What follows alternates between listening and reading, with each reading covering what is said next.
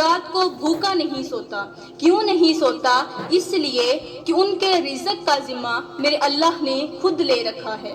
تو میری پیاری اسلامی بہنوں، عورتوں کے 5 گناہ ایسے ہیں جو گھر میں آنے والے رزق کو ٹھکرا دیتے ہیں، گھر میں بے برکتی لاتے ہیں، رزق میں سے، گھر میں سے، مال و دولت میں سے برکت کو اٹھا لیتے ہیں، گھر میں رہنے والے تمام چھوٹے بڑے انسانوں کا چین و قرار چھین لیتے ہیں۔ حضرت امام جعفر صادق رضی اللہ تعالی عنہ نے فرمایا، اے لوگو، اپنی عورتوں سے کہہ دو، مطلب اپنی بیویوں سے کہہ دو، اپنی ماؤں سے، بہنوں سے، بیٹیوں سے۔ عورت کے 4 روپ ہیں، بہن، بیٹی، بیوی اور ماں۔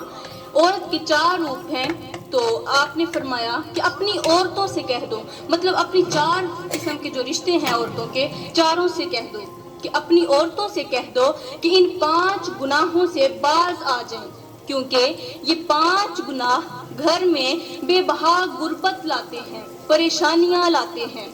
جن جن گھروں میں رزق وسیع عطا کیا جاتا ہے، جن گھروں میں دولت کی فراوانی عطا کی جاتی ہے، پیسہ عطا کیا جاتا ہے، مال و دولت میں برکت ڈالی جاتی ہے، اور جن گھروں میں ہر وقت رحمت کے فرشتوں کا آنا جانا لگا رہتا ہے، یہ وہ گھر ہوتے ہیں جن کی عورتیں ہر وقت ان گناہوں سے سخت نفرت کرتی ہیں، وہ ان گناہوں کے قریب تک نہیں جاتی۔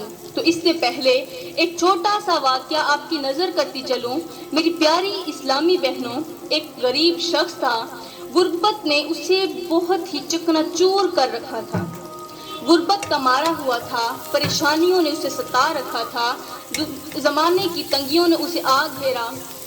وہ صبح کو کھاتا تھا، شام کے لیے نہیں ہوتی تھی، شام کو کھاتا تو صبح کے لیے نہیں ہوتی تھی۔ جب وہ امیر تھا تو غیر اس کے قریب نہیں آنا چاہتا تھا، کوئی اسے شادی پر نہیں بلاتا تھا۔ کیوں؟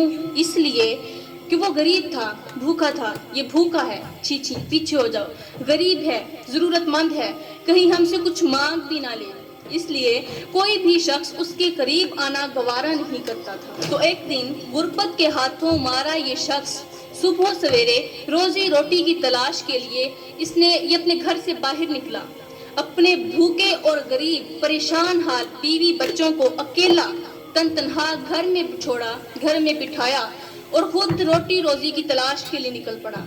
سارا دن خاک چھانتا رہا، محنت مزدوری کی تلاش کرتا رہا۔ اس نے بہت کوشش کی کہ مجھے کوئی مزدوری مل جائے۔ آخر باپ تھا تو اپنے بچوں کو اپنی آنکھوں کے سامنے روتا ہوا نہیں دیکھ سکتا تھا، بھوک سے بلکتا ہوا نہیں دیکھ سکتا تھا۔